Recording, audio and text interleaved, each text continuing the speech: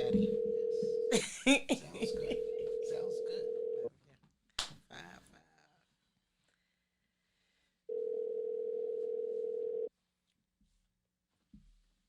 Uh-huh. Hey, Phuket. We got Wow, you on. really? I Yes. done left my house. Okay, but I'm driving, but I'm gonna talk anyway. Okay, you ready? I guess. Okay, go ahead. What am I supposed to say? All right. Well, my name is Lawanda Sexton, and I lost a son to gun violence at the age of 15.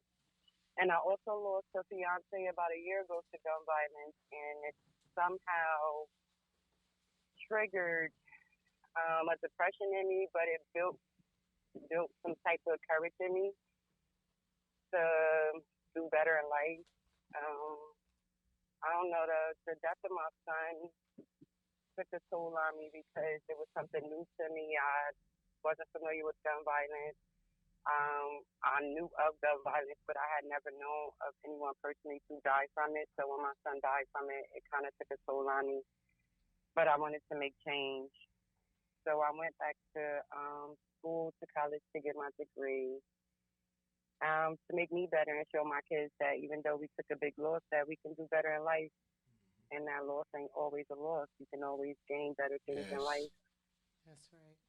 And what do you suggest that we do in our community to prevent it happening to another child? Like me and Phuket, we grew up together, and our kids began to grow up together. So when her son died, that was a loss for me too.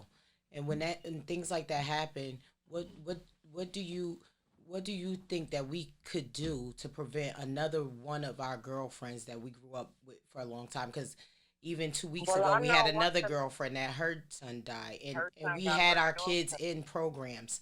So when people say that your kids aren't in productive programs and Mm-hmm. parents are absentee parents, and that's why their kids are getting lost in the street, that's not true. So what Well, else it's needs not to so be much done? as our kids, it's Yes. also other people's kids. And Yes. it's not What so that's much what I'm as saying. like, Our, I mean our as a community, our as black um, people. Yeah. well, what I found is that the lack of activities as far as like Mm-hmm. Go um, ahead.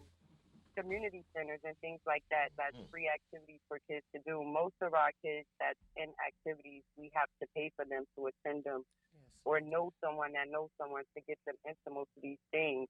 We no longer have things for kids to attend to, and if kids have other things to do other than pick up guns, then they will do it. If there's nothing for them to do in life, then they're gonna find other things to do. That's interesting. Phuket, can I just jump in here and interject and ask you one thing? Yeah. Um, do you feel now this was your child? Do you feel that it would be advantageous to the police department to hire folks from your own community to police your neighborhoods instead of hiring police officers from out of town in different cities that come into from the suburbs that come into our neighborhood with the stereotypical attitude and racism that they was maybe taught at home and tried to police our community. Do you feel that that would be necessary to hire folks from the community that they grew up in so they know or have a course that they can understand who the black man and the minority people really are and not this stereotypical image of us? Do you feel that would help? Yes, I would think that would help. I mean, me as a parent, I'm just fortunate to be able to tell my kids and educate them on knowing who they are as a black person and where they stand in society. I mean, if Right. kids knew who they were, yes, I think that would help a lot because a lot of kids are lost because they don't know who they are. Uh-huh. The reason I asked you that because me and my daughter on the way here, we were speaking about what is the job and role of a police officer. When you sign up to become a police officer, you take an oath. Yes. I've never Yes. seen a police car pull over in my town and walk a old lady across the street or give a homeless person a meal or a couple of dollars. Or Exactly. stop by the But basketball court, again, take your gun off, leave And it in play the car, basketball. and jump out there and say, "Yo, man, I can take you to the hoop." I've never seen that. I think but their job only is to think they can pull a weapon. I'm just against that whole police thing. Period. Anybody that's wearing a shield, that police thing, it No just faith in them. I bothers know. me as far as because that shield represents slavery as far as Mhm. like control. Mhm. Regardless if it's a police station, whatever the case may be, any type of history that shows you that shield is back from history of slavery. Right. So I don't condone policing, but I do condone community people that helping each other or people that's able to like control the community or govern it. Mhm. But I don't condone policing. Okay. Let me say this to you, and then I'm gonna hand it back over to my daughter. Um, I find in my research and in my running my program that I the kids come up to me because my nature is genuine. They know Noonie doesn't have money, but Noonie has time for us. Noonie has an outlet for us. When I grew up, we had a youth center.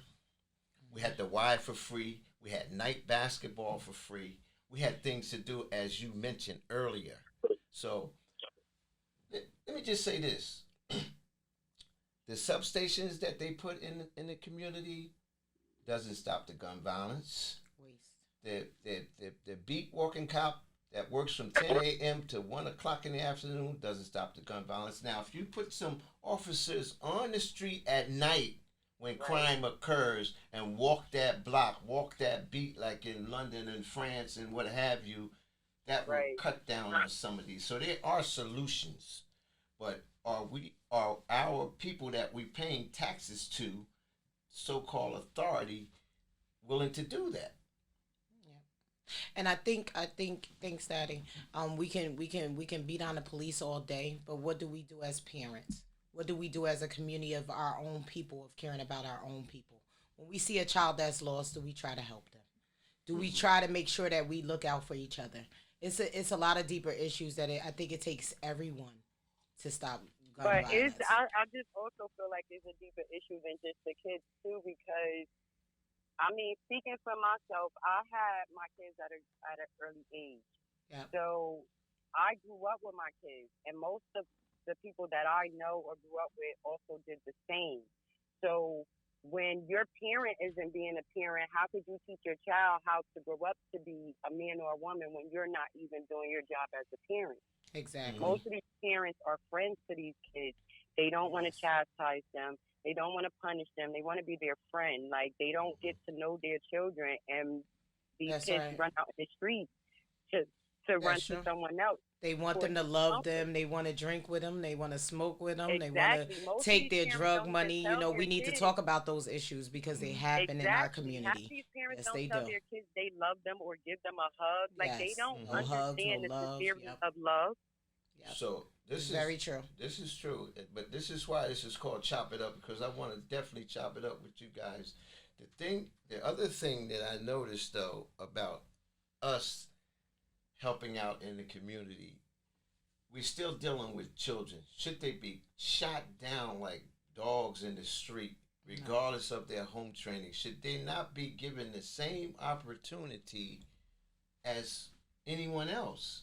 Exactly. Especially when I'm a parent that's paying That's taxes. I'm paying you, my man, To kill our protect children. me. Yeah. I'm not paying you to kill my kids, and I'm going to a funeral. I went to a funeral today. I have one on the 8th of this month. Every other week, I have a funeral to go to. And That's guess right. who it is? Normally, it's our black children. And I'm just sick of it. I'm sick Yes, of it. it is. And if it's not us killing each other, it's police brutality. And where do our kids have a chance to turn at? So thank you, Phuket, for sharing your Thank story. you, dear. Thank you for Yes, dropping those you're jewels. very strong. We appreciate Thank you it. for Wow. re-educating Thank yourself so And- you can become a pillar in the community because you're a strong black woman. Yes, sir. And we need more Thank you. And you people need to, just like you you. need to package that banana pudding. All right, we love you, Phuket, and we're gonna let you Love go. you, baby. Thank you so much. Thank you. Not a problem. Thank you. Okay, bye bye. Yes. Yes. I'm laughing And but everybody it will ain't be funny. back on Let's Chop It Up. We're going to take another break and we'll be back. Stay tuned. Thank you.